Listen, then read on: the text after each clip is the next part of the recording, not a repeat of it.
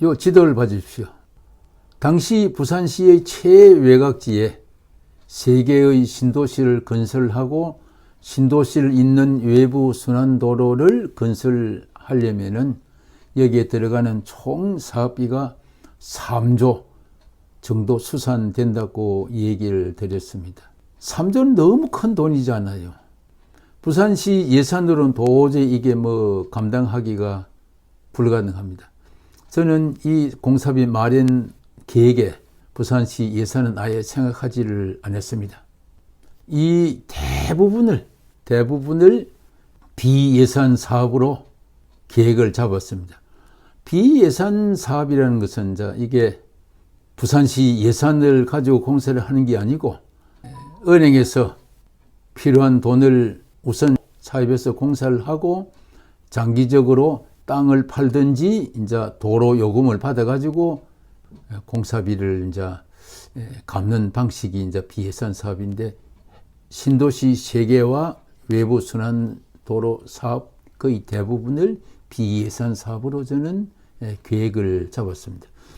비예산 사업으로 계획을 잡으려 그러면 가장 중요한 게 수익성이 있느냐 하는 게 가장 중요합니다. 수익성 없는 데다가 없는 곳을 비예산 사업으로 책정해 놓으면요, 낭제 은행에 돈을 못 갚습니다. 그래서 비예산 사업의 대상 구간이 수익성이 있는지 없는지를 충분히 따져봐야 됩니다. 저는 신도시 3개는 수익성이 매우 있을 걸로 봤습니다. 현재 계획한 이 진입도로 공사를 해준다면 매우 수익성이 있고 이익도 남길 걸로 저는 생각을 했습니다. 단 문제는 진입도로 공사비, 외부 순환도로 공사비 마련하는 이게 문제입니다. 이게 수익성이 있는지 없는지 전수하면 제가 따져봤습니다.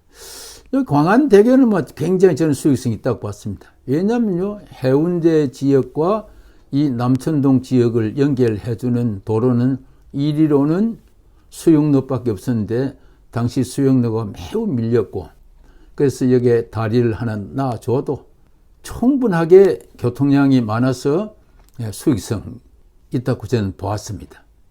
그 다음에 이제 북항대교, 이것도 저는 수익성이 대단히 있다고 봤습니다.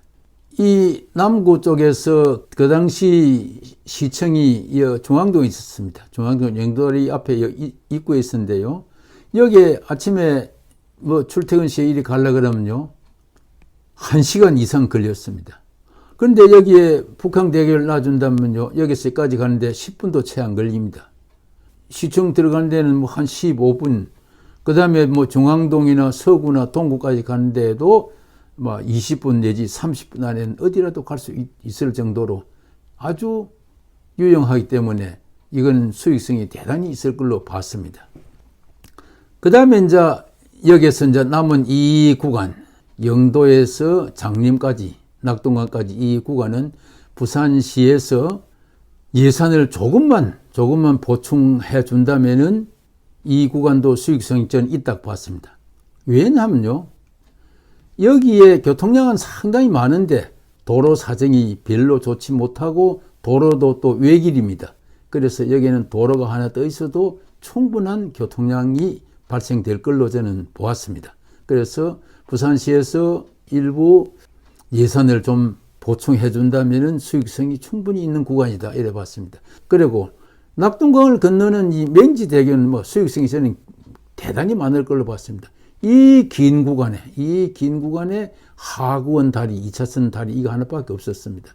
그래서 이건 수익성이 매우 있을 걸로 보았습니다. 그래서 앞에서도 말씀을 드렸습니다마는 해운대 신도시에서 맹지 신도시까지 요게 남부 해안순환도로인데, 이거는 1991년도에 김영하 지침께 사업승인을 받아서 공사를 착수했습니다. 그리고 제 재임 기간에 해운대 신도시에서 남천동까지 요 진입도로와 광안대교는 공사를 설계를 해서 공사를 착수를 했습니다. 그 다음에 북항대교는 설계를 했고요, 남항대교도 설계를 해서 공사를 착수를 했습니다. 여기에 터널 공사하고 이자 여기에 그 명지대교 제가 그 사업 계획서를 작성을 해서 다음 사람들이 일하는데 지장이 없도록 했습니다. 그 다음에 이제 요 위에 요거는 저는 북부순환도로라고 이름을 붙였습니다. 여기에도 요 장산 터널은 뭐 저는 수익성이 매우 있다고 보았습니다. 왜냐하면 해운대와 교통량을 많이 발생시킬 해운대와 그 다음에 동네 간에 터널 뚫으면 5분 안에 왔다 갔다 할 수 있으니까요. 이런 교통량이 충분할 걸로 보았고, 그 다음에 이제 여기에 산성터널, 이거는 화명지구하고 여기에 동래지구하고 연결한 터널인데요. 그 당시에 여기 가려고 그러면 이리를 빙빙 둘러 가야 됩니다. 이 길을 가려고 하면 적어도 40-50분 걸렸습니다.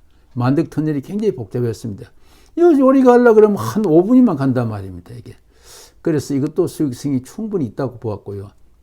낙동강을 건너는 화명대교라든지 공항로, 이거는 수익성이 없는 걸로 봤습니다. 그래서 이거는 비예산 사업으로 공사를 못하는 걸로 보고, 그래서 위에 요거는 절반은 수익성 사업을 하고 절반은 예산 사업을 하는 걸로 해서 1995년도에 문정주 시장님께 사업 승인을 받아서 공사를 착수를 했습니다.